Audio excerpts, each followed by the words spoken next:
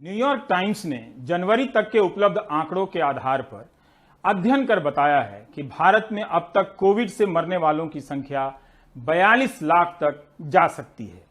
राहुल गांधी ने इस खबर का लिंक ट्विटर पर साझा कर दिया तो स्वास्थ्य मंत्री डॉक्टर हर्षवर्धन नाराज हो गए और उन्होंने ट्वीट कर दिया कि लाशों पर राजनीति कांग्रेस स्टाइल। पेड़ों पर से गिद्ध भले ही लुप्त हो रहे हों, लेकिन लगता है उनकी ऊर्जा धरती के गिद्धों में समाहित हो रही है। राहुल गांधी को दिल्ली से अधिक न्यूयॉर्क टाइम्स पर भरोसा है। लाशों पर राजनीति करना कोई धरती के गिद्धों से सीखे।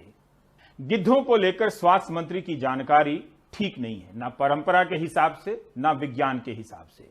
उन्हें पता नहीं है कि उन्हीं की सरकार ने गिद्धों को बचाने के लिए 5 साल का एक एक्शन प्लान बनाया है।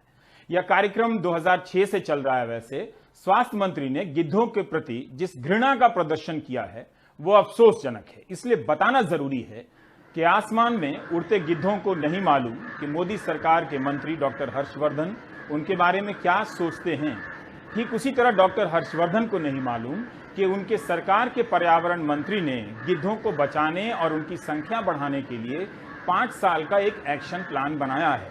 16 नवंबर 2020 को इसे लॉन्च किया गया और प्रकाश जावड़ेकर ने ट्वीट भी किया है। मालूम होता तो डॉक्टर हर्षवर्धन राहुल गांधी के ट्वीट की आलोचना में गिद्धों पर ऐसी टिप्पणी नहीं करते। एक्शन प्लान वाली रिपोर्ट में पर्यावरण राज्य मंत्री बाबुल सुप्रियो लिखते हैं कि भारत में गिद्धों के सामाजिक और सांस्कृतिक महत्व को कम शब्दों में इस तरह से रखा जा सकता है कि वे मृत जानवरों के मांस को खाकर पर्यावरण को साफ रखने का काम करते हैं।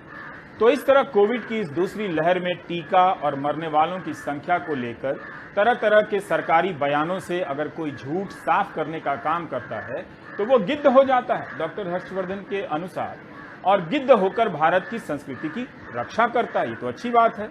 कोई भी व्यक्ति जो सरकार के झूठे दावों को चुनौती देता है, भारत की संस्कृति की रक्षा करने वाला गिद्ध अपने आप को गौरव से कह सकता है। एक्शन प्लान के अनुसार देश के 5 राज्यों में गिद्धों के प्रजनन केंद्र बनाए जाएंगे, जिनमें से एक राज्य उत्तर प्रदेश भी है।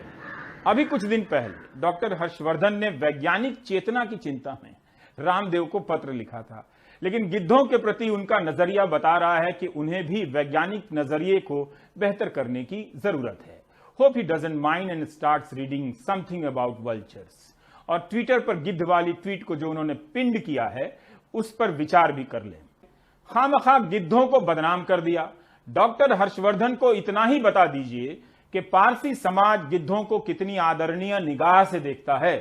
वो अगर जानना चाहें तो गुजरात के नवसारी चले जाएं, जहां पारसी समाज अंतिम संस्कार के लिए जाना पसंद करता है और वहां गिद्धों की कमी से चिंतित रहता है। मरने वालों की सही संख्या का पता लगाना गिद्ध होना नहीं है डॉक्टर हर्षवर्धन जी, बल्कि सत्यमेव जयते के आदर्शों का पालन करना है।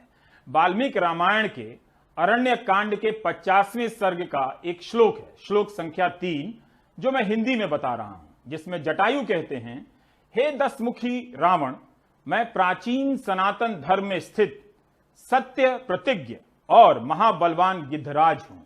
मेरा नाम जटायु है। भैया, वो भैया कहते हैं, इस समय मेरे सामने तुम्हें ऐसा निंदित कर्म नहीं करना चाहिए।